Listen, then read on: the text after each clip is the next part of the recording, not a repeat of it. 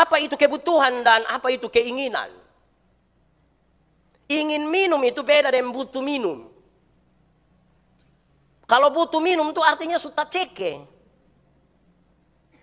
Oh tolong air dulu, itu butuh minum. Tapi kalau ingin minum itu bilang, weh duduk begini paling enak kopi ya. Kayak kalau hot begini paling enak air es, itu ingin minum. Beda dengan butuh minum. Salah mengelola ini ingin dan butuh, kita kehilangan kesempatan. Kita kehilangan kesempatan. Kadang-kadang gara-gara kita pun keinginan nih orang bisa tidak kenal, laki bini juga tidak kenal. Anak de orang tua, anak mantu dan bap mantu, mamantu, semua kenal yang siapa. Hanya soal keinginan dan kebutuhan.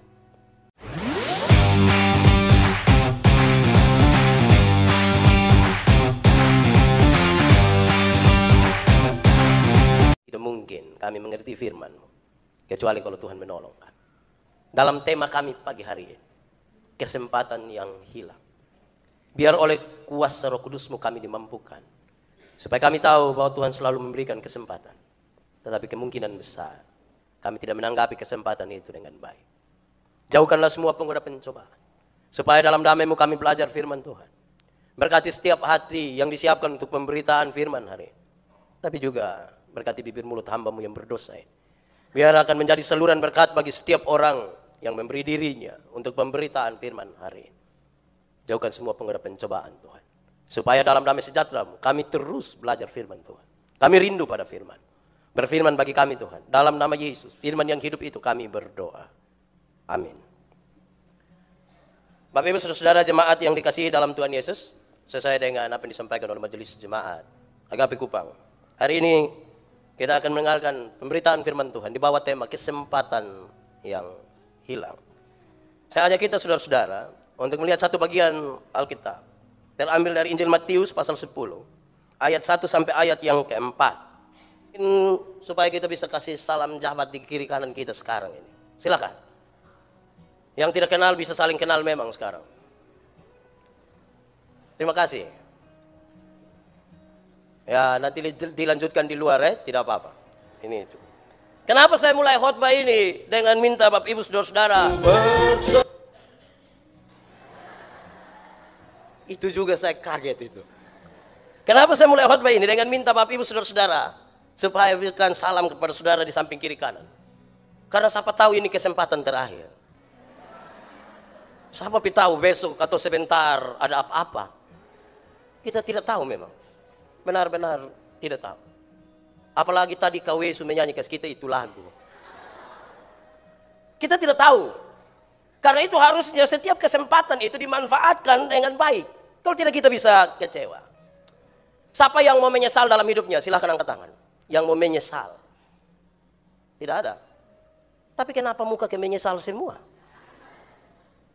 Siapa yang tidak mau menyesal? Atau siapa yang tidak tahu dia mau menyesal kok tidak? Saya kira memang kerinduan setiap orang adalah orang juga tidak mau menyesal. Tidak mau. Tetapi kenapa penyesalan itu datang? Seorang sahabat menulis ke saya bilang begini. Penyesalan itu selalu datang di terakhir. Kalau datang pertama dia pun nama pendaftaran. Betul ya? Penyesalan datang di bagian terakhir. Yang datang pertama dia pun nama pendaftaran. Baik itu. Lebih baik daftar diri supaya jangan menyesal. Daripada semua mati. Baik kalau tahu nanti mati. Dengan cara apa dan kapan. Kalau tidak menyesal. Dalam tema ini saya membaca bagian Alkitab tadi. Yesus memanggil murid-muridnya. Saya mau ajak kita untuk mengarahkan perhatian kita kepada dua murid. Yang sama-sama sebenarnya telah kehilangan kesempatan mereka. Tetapi kepadanya juga diberikan kesempatan baru.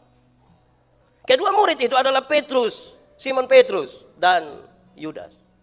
Kesempatan pertama mereka sama. Sama-sama mereka diberi kesempatan kedua. Tapi sikap terhadap kesempatan kedua berbeda.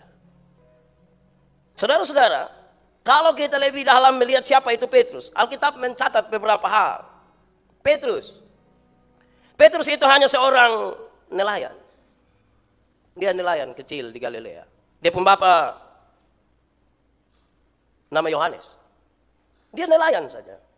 Menurut namanya, Petrus itu kemudian disebut Kefas. Dia arti batu karang. Sedikit menunjukkan ini orang punya karakter yang sangat keras.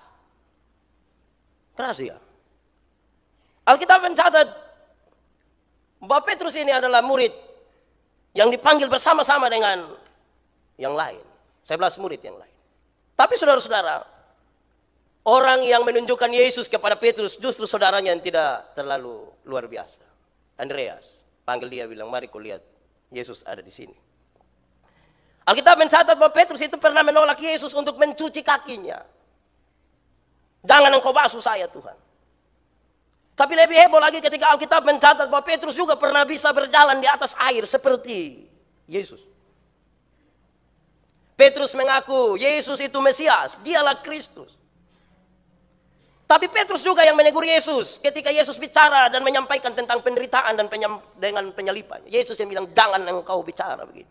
Sampai Yesus bilang, iblis yang sementara ada menguasai engkau.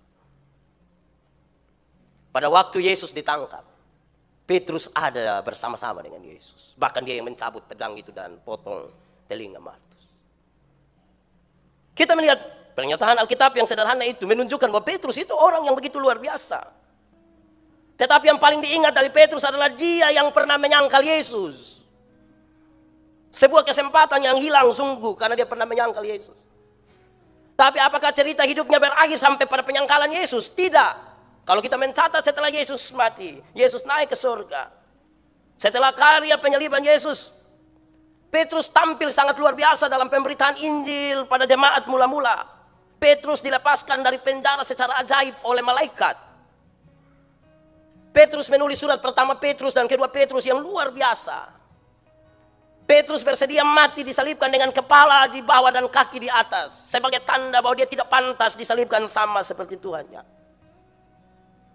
Sebuah penjelasan sederhana sekarang untuk kita menemukan, saudara, bahwa ada sesuatu yang pernah hilang dari dia. Tapi ketika kesempatan baru itu muncul, ketika dia berjumpa kembali dengan Kristus, dia manfaatkan kesempatan itu dengan baik untuk kemudian dia menjadi begitu luar biasa. Yudas Iskariot itu dicatat sebagai murid yang sama-sama dipanggil oleh Yesus. Tidak ada beda antara dia dan Petrus, sama-sama dipanggil. Petrus tidak lebih istimewa. Menurut arti namanya, Yudas punya arti itu adalah Allah dipuji. Tapi banyak orang tidak berani kasih nama dia punya anak Yudas. Saya juga tidak berani. Saya takut saat dia menyangkal saya. Dia mengkhianati dia pun papa itu. Alkitab mencatat dia diberi tugas sebagai bendahara. Macam Keko David begitu. Bendahara. Bendahara dipastikan dia orang yang bisa mengelola dengan baik. Bendahara itu dipastikan dia adalah orang yang bisa dipercaya. Bendahara itu dipastikan bahwa orang yang sanggup untuk menguasai diri ketika godaan-godaan itu ada. Alkitab mencatat, ternyata dia seorang pengkhianat. Tapi seberapa mudahkah pengkhianatan itu? Tidak gampang.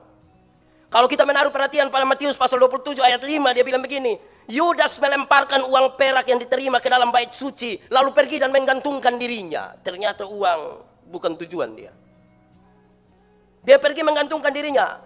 Imam-imam mengambil uang tersebut dan membeli sebidang tanah. Tanah tukang periuk. Dan kemudian itu dijadikan tempat pemakaman orang-orang asing. Lebih jauh itu kalau kita baca kisah para Rasul 1 ayat 18. Yudas telah membeli sebidang tanah. Sebelum akhirnya ia jatuh tertelungkup. Dan perutnya terbelah sehingga semua isi perutnya tertumpah keluar. Tanah tersebut kemudian dinamai Hakaldama. Atau tanah darah.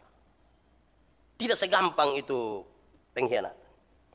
Tetapi saudara tahu bahwa selanjutnya setelah kisah itu, bahkan teman-teman dia menulis secara baik di Alkitab, seolah-olah setiap kali Yudas disebutkan, dia dekat dengan hal-hal yang buruk sekali.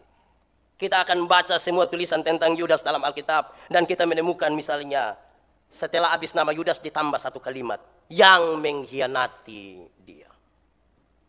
Setelah nama Yudas ditambahkan kalimat yang kemudian menjadi pengkhianat. Dalam Yohanes ditulis, dialah pencuri itu. Saudara bayangkan. Ternyata teman-teman begitu tega juga menuliskan. Saya ingin masuk sedikit lagi. Yudas itu, dia yang mencela Maria ketika meminyaki kaki Yesus dengan minyak yang sangat mahal itu. Pikiran dia sederhana. Untuk apa buang minyak yang mahal-mahal ini? Untuk apa? Lebih baik jual dan uangnya kita kasih bagi orang-orang miskin. Sebuah pikiran Kristiani yang sangat indah sesungguhnya. Walaupun kemudian dalam tempat yang beda Yesus bilang tidak, biarkan ini terjadi demi mengingat pemakaman. Sebenarnya pikiran ini baik. Tapi teman-teman sudah bilang, tambahkan di dalam kitab suci. Kalau kita baca cerita ini dia bilang begini. Karena dia seorang pencuri. Karena dia suka uang. Maka dia sengaja omong begitu. Alkitab mencatat, dia tidak ada jasa bagi penyaliban Yesus, bagi penyelamatan umat manusia. Tetapi iblis masuk ke dalam hatinya. Yudas mengkhianati Yesus di Getsemani, tempat di mana Yesus mengasingkan diri dan berdoa untuk siap ada di tengah-tengah penderitaan yang paling puncak untuk penyelamatan manusia. Sedikit lagi sekarang kita melihat saat-saat terakhir dari sisa hidup Yudas yang penuh dengan kengerian.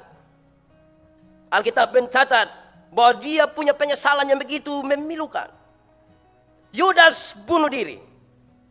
Tetapi dimulai dari sebuah pergumulan batin yang sangat kuat di dalam dirinya. Akhirnya, sekarang yang paling banyak orang bahas adalah keburukan-keburukannya dan bukan kebaikan-kebaikannya. Dia makin terpuruk di antara teman-teman, bahkan bagi orang-orang yang tidak kenal dia. Siapa di sini kenal Yudas? Tidak kenal. Tapi kita mengingat betul dia punya pengkhianatan kepada Yesus. Murahkah? Tidak. Kalau kita baca dengan baik, Yudas bukan seorang pengkhianat sejak pertama kali Yesus memilih dia. Tidak. Yesus tidak pernah salah pilih orang. Tidak pernah pilih satu orang untuk mengkhianati dia. Alkitab mencatat dengan baik, Yudas bukan pengkhianat.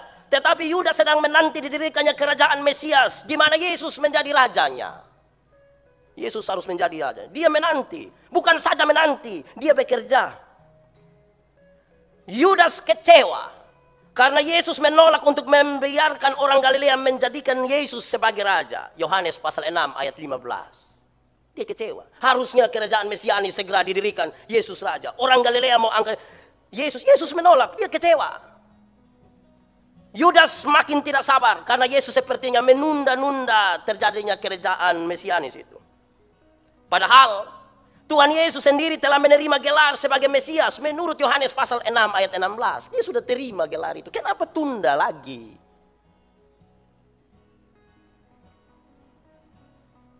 Yudas adalah orang yang juga percaya bahwa Yesus adalah Mesias. Dan Yudas sangat tahu bahwa Mesias tidak mungkin mati. Yohanes pasal 12 ayat 34. Dia tahu pasti Mesias tidak. Bahkan Alkitab mencatat bahwa di Taman Getsemani saja ketika Yesus mau ditangkap, Yudas masih tahu perkataan Yesus yang dicatat dengan baik di dalam Alkitab. Bahwa 12 pasukan malaikat ada di bawah kuasa Yesus. Dia masih tahu. Saudara bayangkan. Sekarang dia dan Petrus adalah sama-sama orang baik. Dalam percaya bahwa Yesus tidak pernah pilih orang. Dalam percaya bahwa sekarang mereka berjalan bersama-sama. Tapi ada satu kesempatan yang sama-sama hilang. Petrus menyangkal Yesus. Dan Yudas mengkhianati Yesus. Sama-sama. Tidak ada satu lebih baik dari yang lain. Sama-sama gagal dalam membangun hubungan dengan Yesus. Tetapi sebuah kesempatan baru diberikan. Ketika kesempatan baru diberikan itu, Petrus menanggapinya lebih positif. Petrus menangis karena dia tahu dia tidak mampu melakukan sesuatu yang sebenarnya bisa dia lakukan. Sebenarnya tinggal dia bilang saya kenal dia. Dia bisa, tapi dia tidak mampu melakukan. Yudas menangis juga, tetapi tangisannya lebih kepada ternyata apa yang dia pikir tidak sama dengan apa yang Yesus pikir. Yang dia pikir sebuah kerajaan Mesianis secara fisik akan dibangun dan Yesus rajanya. Ternyata bukan itu yang Yesus pikirkan. Kerajaan Allah yang sementara dibangun supaya para pendosa sekarang bisa diselamatkan. Petrus merapat kepada Yesus. Tetapi Yudas lebih memilih bunuh diri dan mati. Sama-sama diberi kesempatan baru. Tetapi respon terhadap kesempatan itu beda. Yang satu merapat kepada Yesus. Yang satu lebih memilih mengakhiri hidupnya tanpa masa depan. Masalah memang ada. Tetapi kesempatan jalan bersama-sama dengan persoalan. Respon ditentukan oleh saya dan saudara. Sekarang saudara, pembacaan kita tadi, Matius pasal 10 ayat 1 sampai 4, mengantar kita untuk memahami 5 catatan serius. Yang pertama, Yesus memanggil mereka bersama-sama. Tidak ada satu kata pun yang menunjuk bahwa Yesus hanya memanggil Petrus atau orang yang lain, bukan Yudas. Yesus panggil mereka sama-sama. Catatan yang kedua, Yesus memberi kuasa yang sama kepada mereka. Baik Petrus, baik Yudas, sama kuasa diberikan. Catatan yang ketiga, dari kuasa yang Yesus berikan itu, mereka sama-sama bisa mengusir roh jahat. Petrus juga bisa, Yudas juga bisa. Tidak ada pemilahan dalam teks tadi, sama-sama. Catatan yang keempat, mereka sama-sama bisa melenyapkan segala penyakit. Petrus juga bisa, Yudas juga bisa. Catatan yang kelima, mereka sama-sama bisa melenyapkan segala kelemahan. Petrus juga bisa, Yudas juga bisa.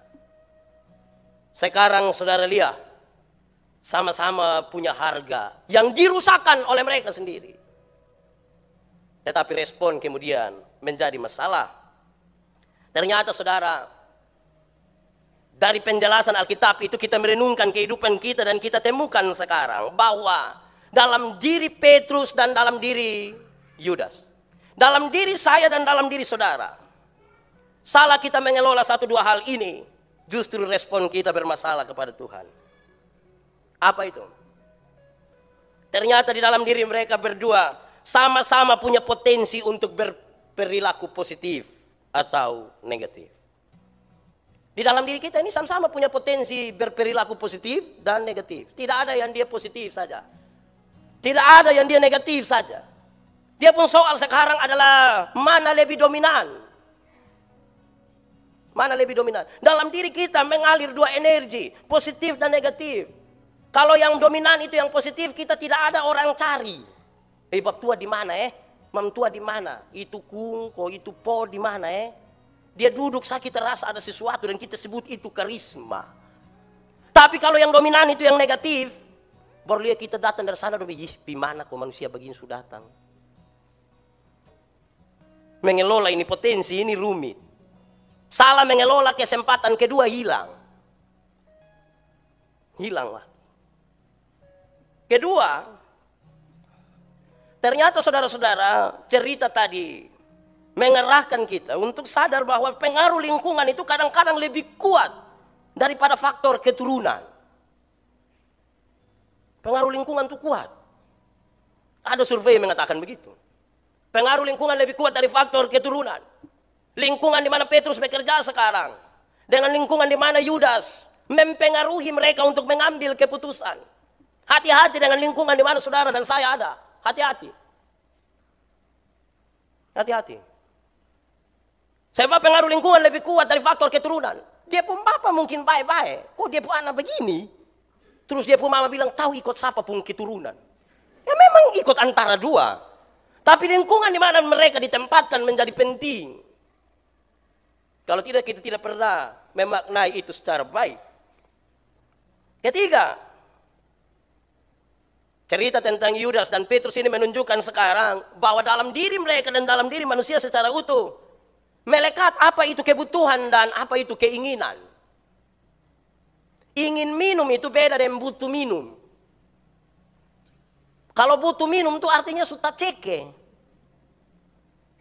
Oh tolong air dulu, itu butuh minum. Tapi kalau ingin minum itu bilang, weh duduk bagian paling enak kopi ya. Kayak kalau hot bagian paling enak air es, itu ingin minum. Beda dengan butuh minum. Salah mengelola ini ingin dan butuh, kita kehilangan kesempatan.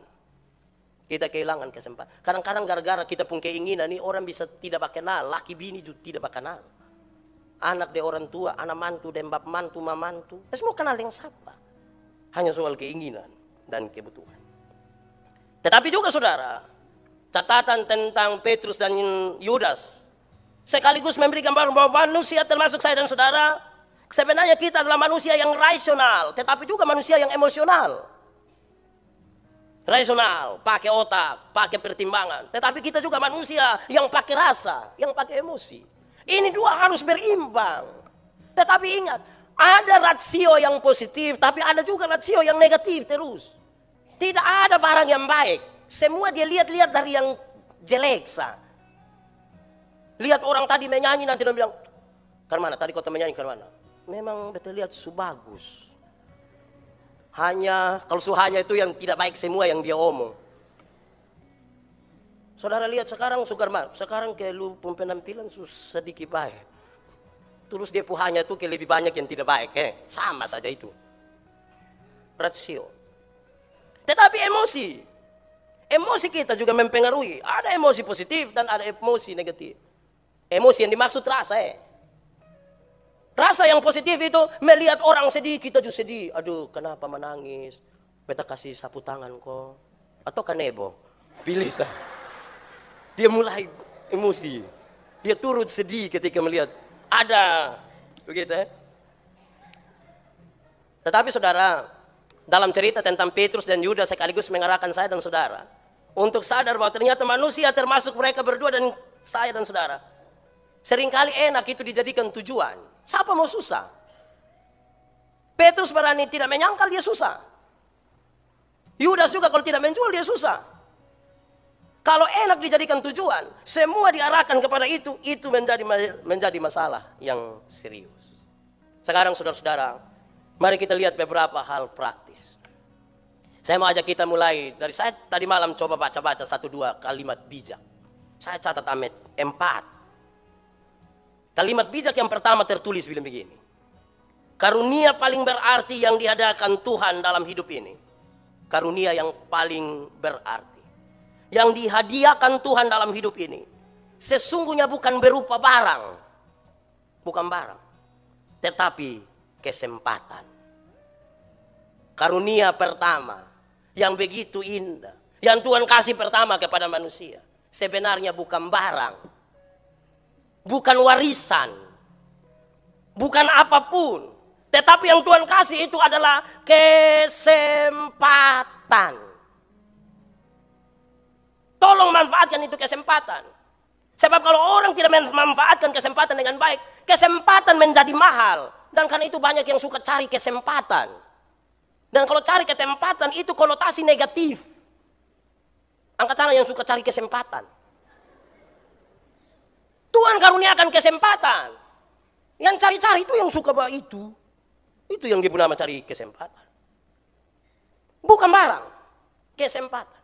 Jadi tolong ingat. Kesempatan yang mamtua mes ada nina. Jangan racun dia, jangan apa dia, pi kau membabae. Sian dia mes ada ini.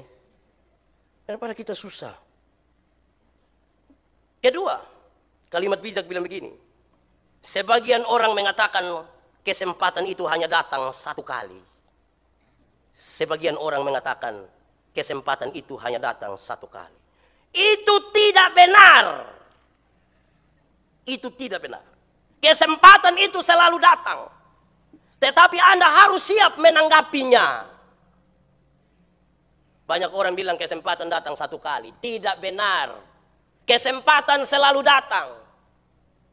Tetapi Anda dan saya harus siap menanggapi kesempatan itu. Tolong jangan bikin hati keras. Tanggapi itu kesempatan. Kalau masih ada kesempatan berhenti dan tipu-tipu. Berhentilah tipu-tipu. Berhenti.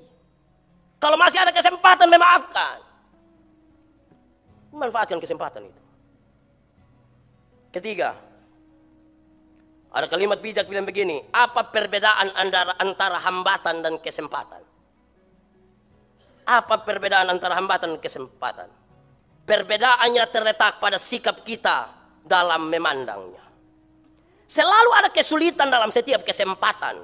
Dan selalu ada kesempatan dalam setiap kesulitan. Selalu ada kesempatan di setiap kesulitan. Angkat tangan yang rasa sulit sekali sekarang. Sulit bernapas. Sulit apa dulu? Selalu ada kesempatan, minta ampun sudah. Kesempatan. Terakhir kalimat bijaknya bilang begini. Terkadang situasi terburuk ternyata menjadi kesempatan terbaik. Ini masih kalimat bijak ini. Terkadang kesempatan terburuk itu, itulah situasi terburuk itu, itulah kesempatan terbaik. Jadi kalau ada yang cuma nangis sampai bilang, Pak, ini belum pernah terjadi, Pak. Nah, itu sudah kesempatan terbaik.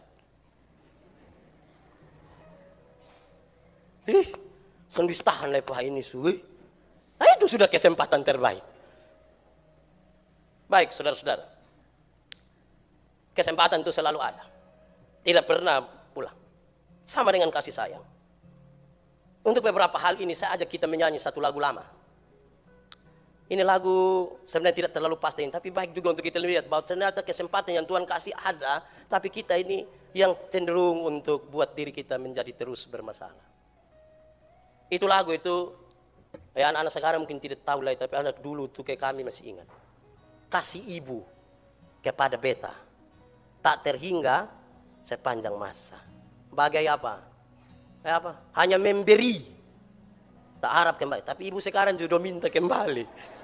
Dong bilang gitu, hari saya lu lahir itu. Bagi sang surya, kita menyanyi ulangin lagu supaya kita disegarkan sedikit. Kasih ibu. Oh ya, tunggu biar ikut Kak Edwin, ikut saya masalah. Oke. Kasih ibu kepada beta tak terhingga sepanjang masa, hanya memberi tak harap kembali, bagai sang surya menyinari dunia. Sekali lagi rasakan baik-baik itu kalimat. Kasih ibu kepada beta tak terhingga sepanjang masa, hanya memberi tak harap kembali, bagai sang surya menyinari dunia. Saudara lihat bahwa kasih itu seperti kesempatan, dia ada. Tapi saya ingin mulai dari dua hal ini.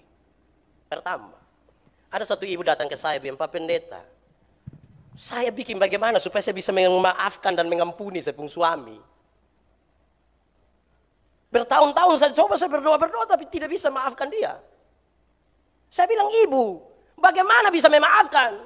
Kalau yang ibu isi dalam ibu pemikiran semua itulah semua yang jahat tentang suamimu. Bagaimana bisa memaafkan? Kalau yang kita ingat-ingat yang itu hari dia pun selingkuh, itu hari kita ingat dia pun judi, ingat dia pun bagaimana bisa maafkan coba kalau yang kita isi itu? Kita yang tidak pernah memberi sebuah kesempatan di mana kita isi hidup ini dengan baik. Suami dong jangan senang dulu. Sebentar bilang, lu sudah dengar tadi, Mak. Yang pendeta, memang selalu lihat beta yang di bagian jelek sana. Jelek-jelek begini ada juga dia pembaik. Jangan begitu. Tapi bagaimana kita bisa mengampuni dan memberi kesempatan baru kalau yang kita isi dalam hidup ini hanya semua yang buruk tentang orang lain. Bagaimana saudara membangun hubungan yang hidup dengan Tuhan kalau saudara hanya berisi bahwa Tuhan itu tidak pernah memihak saya. Orang lain saya yang tidak kenal Tuhan, tidak tahu sakit, kaya, mereka punya segala macam. Saya, kalau itu yang diisi, kita tidak pernah menikmati itu. Yang hanya memberi dan tak harap kembali. Hari ini saya mau bilang di dalam nama Yesus, rubah apa yang kita isi dalam kita punya pikiran dan perasaan. Tolong isilah yang baik. Bahwa kalau dia pernah salah, betul. Karena manusia berpotensi positif dan negatif. Kita nih orang satu salah juga tahun 1968. Tapi kita bawa sampai 1927. 2027. Benar bahwa dong pernah salah. Kalimat yang paling kasar saya ingin katakan, dan Anda pun pernah salah.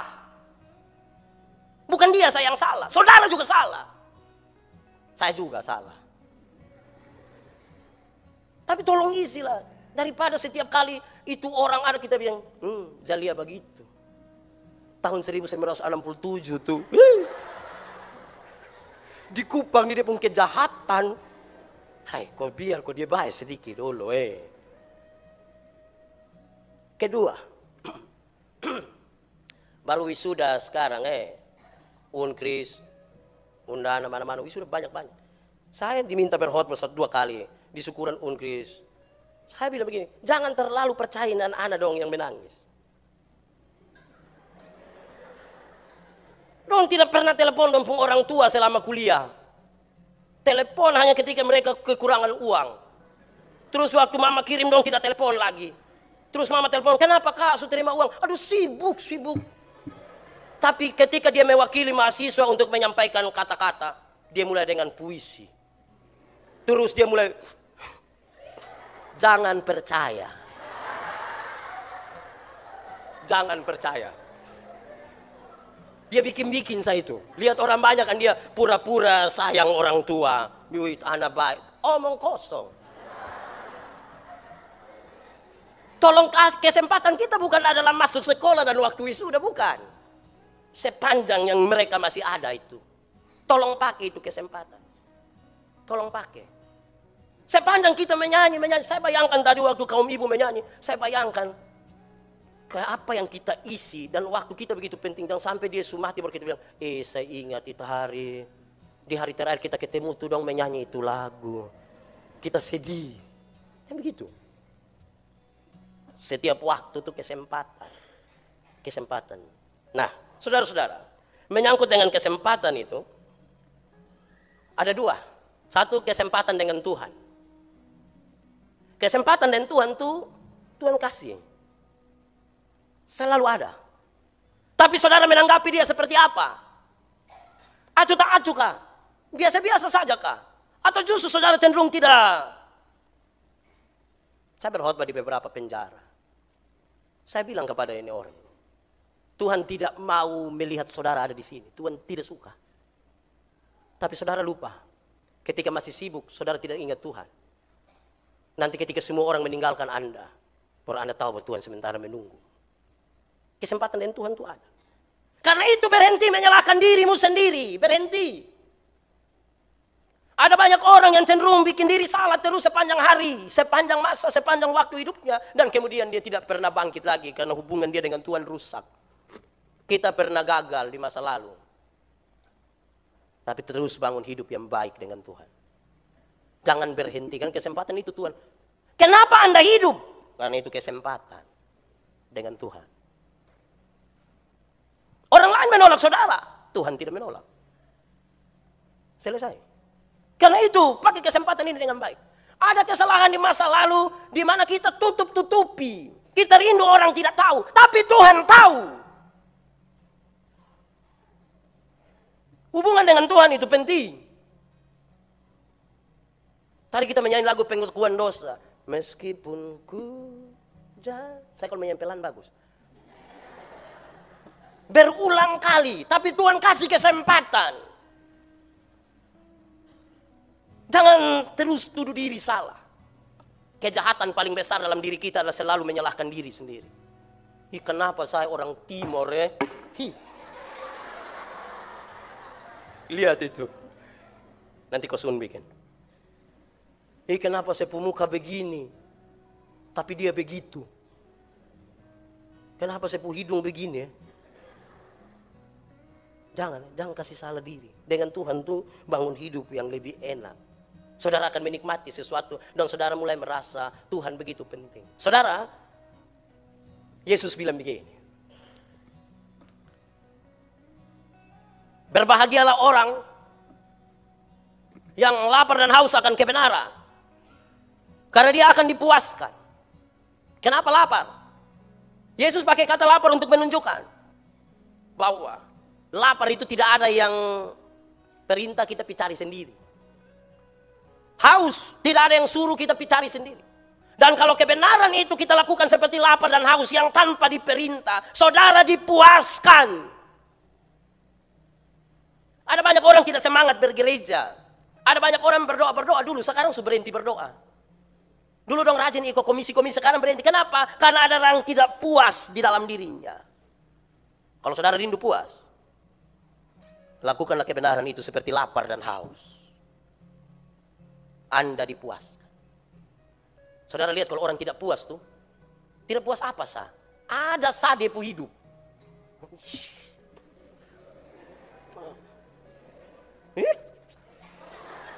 Pokoknya kalau tidak puas tuh ada sah, ada sah.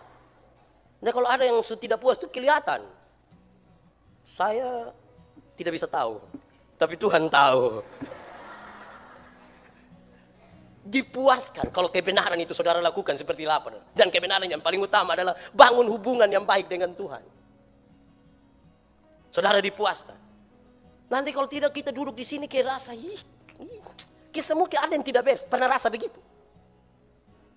Diam dia maksud apa? Tidak puas. Dan dengan Tuhan, bangunlah hubungan itu. Ini kesempatan. Kadang-kadang saudara sama seperti Yudas. Yang bikin kita tambah terpuruk tuh kawan-kawan dan tetangga. Banyak orang datang kau dengar kita pun cerita dong sengaja ikut menangis tuh dan terlalu percaya. Dorang hanya penasaran dan kita pun cerita. Terus keluar dong mulai babisi kasih tahu bilang. Dong penasaran, bukan dong berempati, penasaran saya, dong kepingin. Pernah merasa begitu kok? Bahkan oleh orang-orang yang sebenarnya kita tahu bahwa, kok kenapa harus lu? Sebenarnya beta tuh seni apa-apa tapi lu. Coba kalau orang lain, tapi ini kita dua. Seperti kakak adik. Makan satu piring. Waktu retret.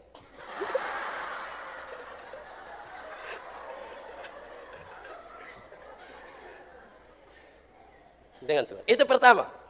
Kedua, kesempatan dengan manusia. Dari tadi kesempatan dengan Tuhan, selalu diberikan kesempatan. Tapi yang kedua, kesempatan dengan manusia. Hai, manusia yang kita jengkel dong, itu dong masih tetap hidup. Iya, Coba bayangkan di kita pun kiri kanan tuh ada orang yang kita tidak suka kok tidak. Sekarang ini. Jangan yang di depan Mereka masih hidup. Selesaikanlah sebelum keluar dari ini ruang kebaktian. Sebab di luar saya tidak jamin apa yang terjadi. Selesaikan hari ini. Selesaikan. Dengan manusia. Supaya senyum kita tulus. Supaya salam kita tulus. Sebab sekarang mulai nyata tidak semua salam tulus. Salam. Selesaikan. Mau simpan sampai kapan coba? Mau simpan sampai kapan? Kasihan orang mati itu kita bilang, biar dia mati, biar. Hai, kok apa yang terlalu? Kalau pendeta Yandi benci sama pendeta Antonetta, itu kan tidak mungkin. Tapi dimungkinkan saja ya. Kalau pendeta Yandi benci pendeta Antonetta, yang rugi siapa? Yang rugi siapa? Pendeta Yandi rugi. Kenapa? Setiap kali lihat ibu pemuka saya hati yang tidak enak. Setiap kali orang bicara tentang ibu saya hati tidak enak. Kesempatan ini perbaiki hubungan itu. Waktu kita melihat bilang, Ma, lebih.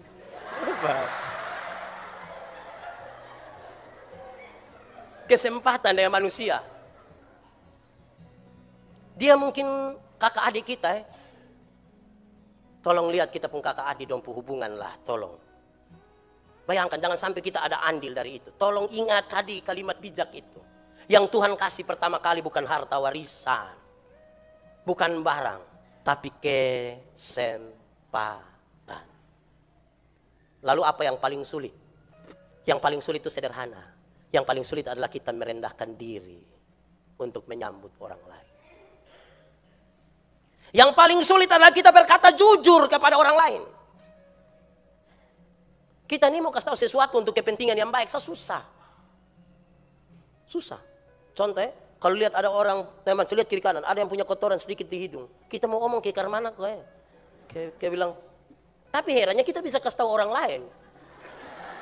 Di dia kita tidak kasih tahu, kita kasih tahu orang lain. Kasih tahu dia, jangan kasih tahu orang lain. Iya bilang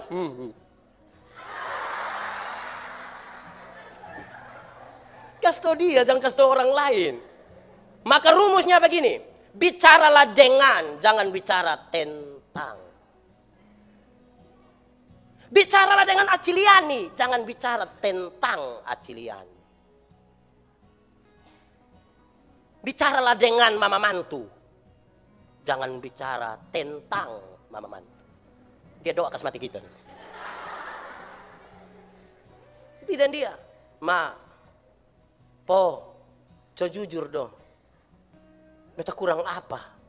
Sampai kau beta tidak diterima begini nih. Po bilang, lu kurang ajar, sah.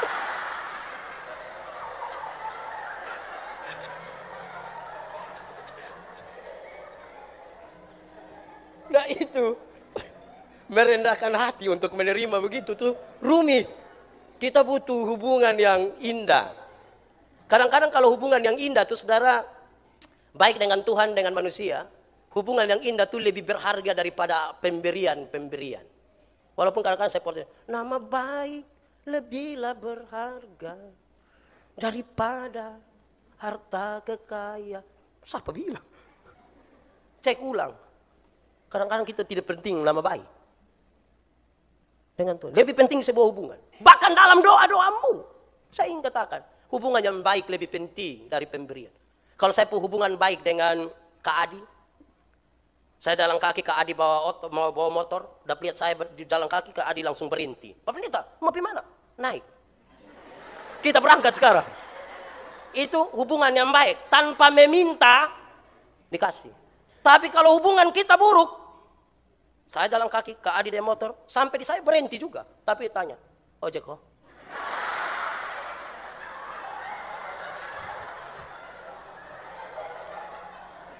Hubungan yang baik lebih penting dari pemberian. Tolong bangun hubungan yang baik. Habis ini tolong saling memaafkan, merendahkan diri. Begitu. Pi menangis. Menangis sekali tidak bisa, coba menangis 2 kali. Kalau tidak bisa bilang ingat, ini ketiga. Jangan pakai bahan. Masa mengalah pakai mengancam? Tidak ada mengalah yang pakai ancaman. Tidak ada. Tidak ada mengalah yang bikin takut. Kita ini suka bikin takut. Anak-anak, tidak. Baingau ada nih. Baingau, siapa yang pernah ketemu baingau? Kasih turun sedikit kita, Bung. Terakhir saudara, kalau begitu, dalam kesempatan yang Tuhan kasih ini, apa yang harusnya kita lakukan? Hanya satu.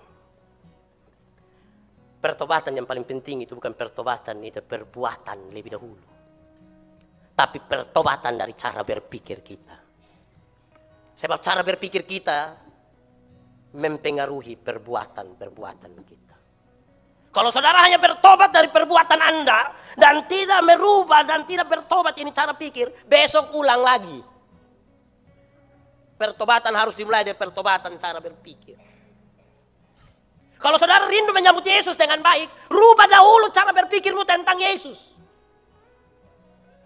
Kalau saudara rindu membangun hubungan dengan Tuhan, rubah dahulu cara pandang kita tentang Tuhan. Banyak orang cari Tuhan, suka Tuhan pembarang, tidak suka dia pun Tuhan. Rubah dahulu itu, baru kita punya perilaku yang baik. Kalau saudara rindu membangun hubungan dengan saya, rubah dahulu cara berpikir saudara tentang saya. Rubah dahulu.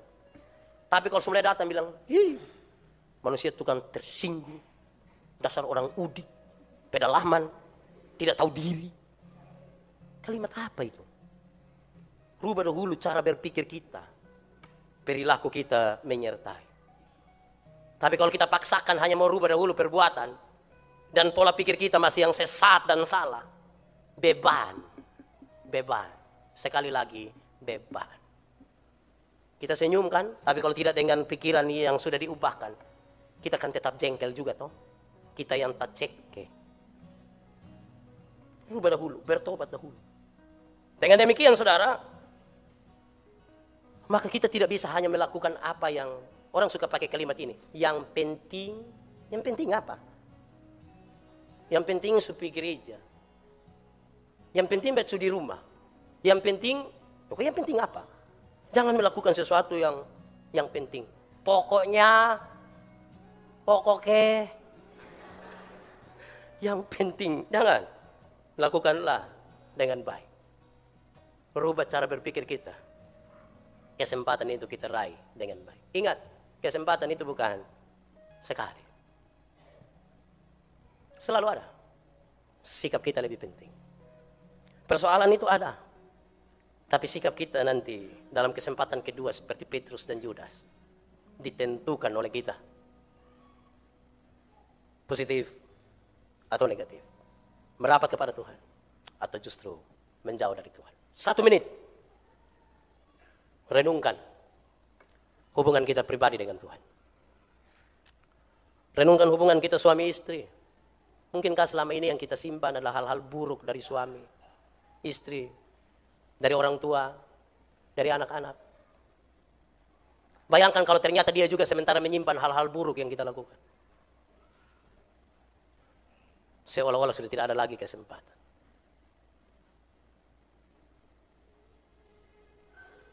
Kita tunduk kepala. Kita arahkan hati kita bagi Tuhan. Terima kasih Tuhan, Kau berikan kesempatan bagi kami. Untuk kami belajar terus menjadi sempurna. Seperti yang Tuhan mau. Kami rindu menanggapi apa yang Kau mau Tuhan. Untuk hubungan kami dengan Tuhan. Untuk hubungan kami dengan sesama. Supaya kesalahan tidak melingkupi kami terus menerus. Supaya tuduhan-tuduhan kami tidak selalu ada pada saudara kami, pada orang tua kami, pada anak-anak kami, kepada sesama kami. Tetapi hidup kami diubahkan dari pikiran yang berubah.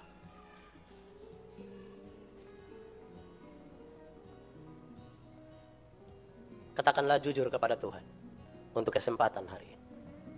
Kadang-kadang kita rasa hanya bersalah.